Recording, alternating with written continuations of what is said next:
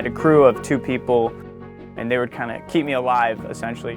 By the end of it, it was hard for me to, put on clothes, change. Like, your motor function really slows down when you're trying to run for 4 days straight. These things are no joke. You really need to have kind of perfect conditions and a great crew around you that, doesn't let you quit.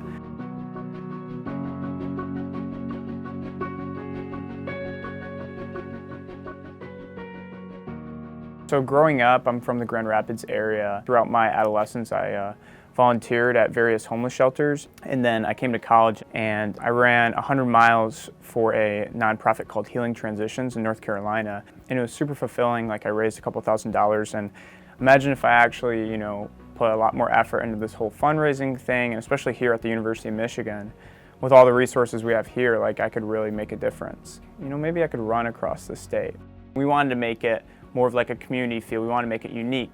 So we wanted to stop at each of these shelters during the run and try to put on some kind of event that would drive like awareness and advocacy, because at the end of the day, we think that the impact of our project goes more than just the amount of money we raised. So at these shelters, it wasn't like we were just stopping and taking a photo, hey, we're here, this is the shelter we're fundraising for. No, we would have interactive events, and we even had sponsors. The first shelter in Detroit, Pope Francis Center, and myself and some of the crew actually volunteered there for an hour. So we were handing out clothes and serving breakfast, and it was just a great experience. So we raised over $33,000, and it gets split between the 10 shelters. And in our fundraiser, we had some neat functionality where you could donate to a specific region of shelters or a specific shelter. Homelessness can look like a variety of different things. People see the panhandler on the side of the street. That's not a good representation of homelessness.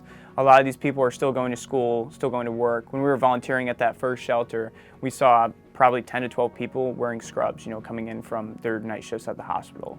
So homelessness looks very different for everybody, and I think that's one big misconception surrounding it. The film is supposed to highlight some of the misunderstood aspects of homelessness and kind of document this entire project, and we hope that it raises more awareness.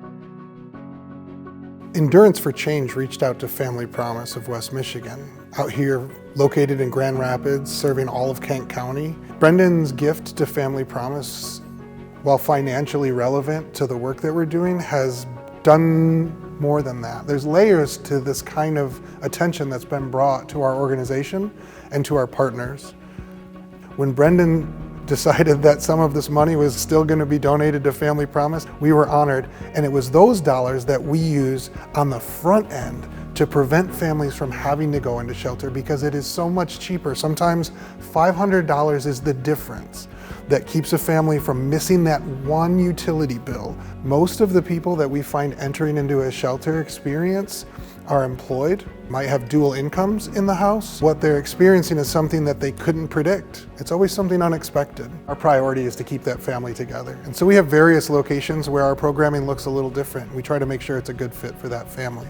We try to make it feel like home as much as we possibly can, so that the families who are here can take a deep breath and focus on what their future is going to look like when they leave for a permanent and positive solution.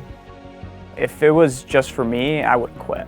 Doing it for homelessness was just kind of that. You need something that's much bigger than yourself. You need a greater why.